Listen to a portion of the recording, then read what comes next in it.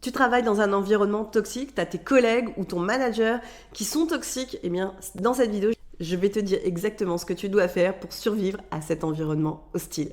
Je suis Karen Fuzerne, coach carrière, et depuis 15 ans, j'accompagne les cadres et les cadres supérieurs à décrocher le job de leurs rêves et aussi à réussir leur prise de poste. Donc, n'hésite pas à t'abonner à ma chaîne YouTube parce que je publie une nouvelle vidéo chaque semaine. Et justement, si là, en ce moment, tu es au bout du rouleau et que tu te dis « je n'en peux plus » ou en tout cas, il va falloir que je fasse quelque chose parce que cet environnement ne me convient pas, je t'invite à regarder ma masterclass qui dure 20 minutes et qui est gratuite et qui t'explique comment faire un CV qui décroche des entretiens. Je te mets le lien dans le descriptif. Mais des fois, on peut pas partir, on n'a pas le choix, on doit rester, on doit faire avec. Alors, comment faire pour survivre? Première chose que je veux vraiment que tu prennes conscience, c'est que le problème, il ne vient pas de toi. C'est pas toi le problème. Alors évidemment, t'es pas parfait, t'as des défauts, etc. comme tout le monde. Mais si aujourd'hui tu te retrouves dans cette situation horrible à vivre, pas de ta faute, ok? Et ça, je veux vraiment que tu l'acceptes. Parce que la première réaction qu'on a, c'est de se dire mais qu'est-ce que j'ai bien pu faire de mal pour avoir des collègues qui sont jaloux de moi, pour avoir un manager qui est sur mon dos H24, qui me micromanage, qui me met plein de pression ou qui peut me dévaloriser en public. Qu'est-ce que j'ai fait en fait pour mériter ça? Parce qu'en fait, les personnes qui vous font vivre cet enfer, si vous les connaissiez vraiment, vous verriez qu'elles sont souvent négatives, pas heureuses, souvent même elles subissent beaucoup de pression elles-mêmes et du coup vont avoir tendance à se défouler sur quelqu'un d'autre parce que des fois les personnes se sentent en danger, elles ont peur pour leur poste et du coup peuvent vous faire vivre la vie dure, protégée en fait, ça peut être un instinct de survie. Donc souvent ces personnes qui sont horribles, elles sont ultra négatives et donc le problème il vient pas de vous, il vient d'eux. Et ça, c'est important que tu en prennes conscience parce que sinon, pour tout de suite de ta carrière, tu vas te dire je suis pas génial, je suis pas à la hauteur, je suis pas assez, etc. Et ça risque d'avoir un impact négatif sur toute la suite de ta carrière. Et qu'est-ce que ça va faire? Ça va faire que derrière, tu vas te dire si t'es manager et que t'as eu un collègue horrible, tu vas te dire je suis pas fait pour le management, je veux plus jamais prendre un poste de management. Si t'as un boss qui est pas cool et qui est sur ton dos H24, tu vas te dire je veux un poste sans aucune responsabilité, comme ça je vais être tranquille, peinard, au calme et personne viendra m'embêter. Mais sache que c'est absolument pas la solution, qu'en faisant ça tu vas créer d'autres problèmes, tu déplaces le problème. Non, ce qu'il faut c'est vraiment prendre conscience que c'est ce contexte-là qui n'est pas bon pour toi. C'est pas toi le problème, c'est le contexte qui ne va pas. Et dans un autre contexte, je suis certaine que les choses se passeraient totalement différemment. Deuxième chose que tu dois faire, c'est absolument chercher à te protéger avec une bulle d'oxygène, comme si tu avais besoin de cet espace de respiration. Parce que quand tu es en permanence dans des conflits, quand tu sens de la jalousie ou du micromanagement, et forcément, tout ça, c'est un environnement qui est extrêmement épuisant. Ça va vraiment pomper toute ton énergie. Tu vas te sentir épuisé mentalement, en fait, de subir tout ça.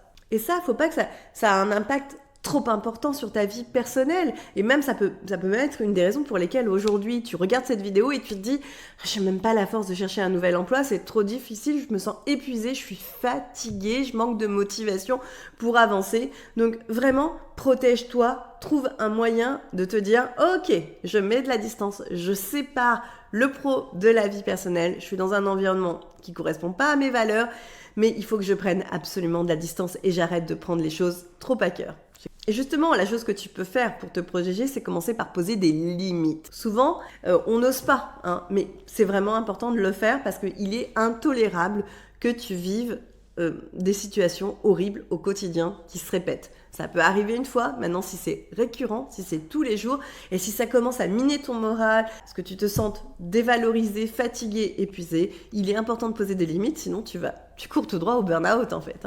Parce que peut-être que ton manager aujourd'hui, il t'envoie un SMS à 23h et il attend que tu lui répondes dans les minutes qui suivent. Ou bien peut-être que tu as même du mal en fait à avoir un équilibre entre ta vie personnelle et ta vie professionnelle. Peut-être que tu travailles 14 heures par jour, que tu te lèves hyper tôt le matin, que tu termines hyper tard et que tu n'arrives pas à t'arrêter. Attention, danger si tu fais ça. Personne ne sera à ton chevet quand toi tu seras épuisé. N'oublie pas ça. C'est pas ton entreprise n'est pas ta famille. Et puis surtout, fais bien attention à ne jamais mélanger ta vie personnelle et ta vie professionnelle. Ne pas confier des choses qui sont de l'ordre du privé à tes collègues et que ça puisse se retourner contre toi. Justement, j'ai une vidéo pour toi que j'avais faite qui t'explique les 5 choses que tu ne dois jamais absolument révéler à tes collègues. Je te mets le lien dans le descriptif. Quatrième chose qu'il faut que tu fasses, c'est vraiment recharger tes batteries une fois que tu termines le travail. C'est vrai que c'est important, j'en suis consciente. Si aujourd'hui tu es dans un environnement toxique, ça te pompe ton énergie, c'est vraiment épuisant. Et pour ça, il y a plein de choses que tu peux faire. Évidemment, chacun va avoir sa technique, sa solution, mais en tout cas, il faut que tu trouves la tienne. Moi, j'ai des clients qui vont me dire j'ai besoin de faire 1 heure de yoga 3 fois par semaine pour me ressourcer, pour prendre du temps pour moi. D'autres vont me dire j'ai besoin, avant de rentrer à la maison, de marcher pendant 30 minutes pour me vider la tête, pour décompresser. J'ai besoin d'aller prendre un bain, j'ai besoin de courir, de nager, d'aller voir un film, des amis, prendre un verre pour faire une coupure. Peu importe ce que c'est, mais tu ne peux pas enchaîner clairement un truc difficile avec direct. Allez, j'enchaîne avec ma deuxième vie personnelle. Tu as besoin d'avoir cette soupape de décompression pour toi, pour recharger tes batteries. Et puis, la dernière chose que tu dois faire, qui est un travail pas forcément simple, mais il faut vraiment que tu commences à reprendre confiance en toi, que tu reconstruises cette estime de toi qui est forcément écornée par toutes les remarques qu'on a pu te faire. Il faut que tu prennes conscience à quel point tu es génial et que tu arrêtes de penser que tu as un problème. Non, tu vaux beaucoup plus que l'image que les gens te renvoient, et il faut vraiment que tu commences à réaliser à quel point tu es top. Et pour ça, moi, ce que j'aime bien faire, c'est de te dire ok, là, depuis 1 an, depuis 2 ans, c'est pas top. Ok, allez, on va faire un retour en arrière, on va se rappeler, on va se remémorer les bons souvenirs où quand j'étais en poste, ça se passait 1000 fois mieux, c'était beaucoup plus clément, et qu'est-ce que j'avais fait de génial. Et j'aime bien me souvenir, ah ouais, c'est top, j'avais réussi à faire ça, etc.